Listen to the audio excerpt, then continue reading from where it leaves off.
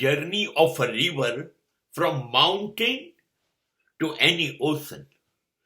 Very surprising. પહાડમાંથી નદી નીકળે છે અને સમુદ્રને મળે છે.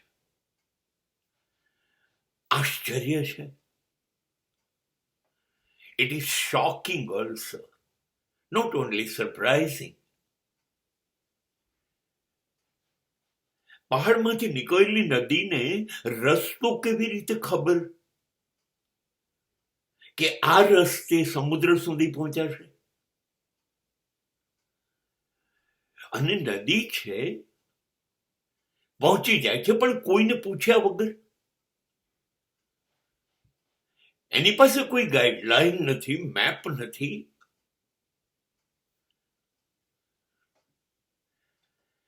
ગજબ છે આ કરિશ્મા. નદી ભૂલી નથી પડતી, ખોવાતી નથી. જે સમુદ્ર પાસે જવું છે ત્યાં જ પહોંચે છે.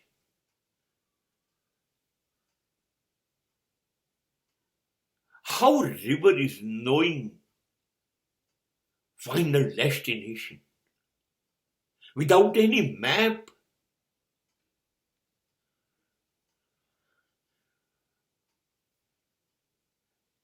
ગજબ ચમત્કાર છે આ. જો નદી પહાડથી સમુદ્ર સુધી પહોંચે છે તો વચ્ચે આવતા કોઈ પણ ગામ કે કોઈ પણ શહેરમાં એની મરજી પડે ત્યારે અંદર જઈ શકવી જોઈએ. કદાચ રસ્તો બદલીને બીજા સમુદ્રને પણ મળી શકે. એવું કશું જ નથી કરતી.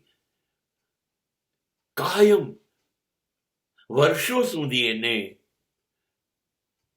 જે સમુદ્રને મળવાનું છે ત્યાં જે પહોંચી જાય છે. માર્ગદર્શક નથી કોઈ પણ. તો પણ મને એવું જ લાગ્યું કે કોઈ પણ માર્ગદર્શક ન હોય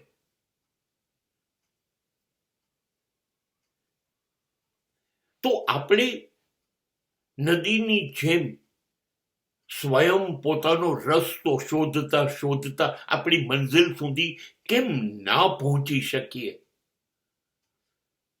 આપણે કેમ આધાર જોઈએ છે? આપણે કેમ ટેકા જોઈએ છે? નહીં, ઇતિહાસનું ઉદાહરણ હતું કે નહીં? એકલવ્ય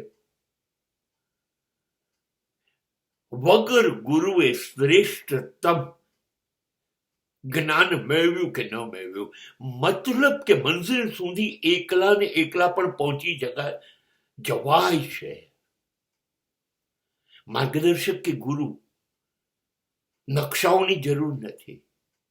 કોઈ રસ્તો બતાવનાર નહીં હોય તો પણ ચાલશે. તમારો દ્રઢ નિર્ણય, તમારી માનસિક તાકાત કે હું પહોંચી જ જઈશ, મારે જ્યાં પહોંચવું છે ત્યાં, મેં જે ધ્યેય નક્કી કર્યું છે, મારું જે મિશન છે ત્યાં હું પહોંચી જ જઈશ. ગમે તેટલા નડતર આવે. સીધો તો રસ્તો હતો જ નહીં નદી માટે કોઈ હાઈવેની જેમ.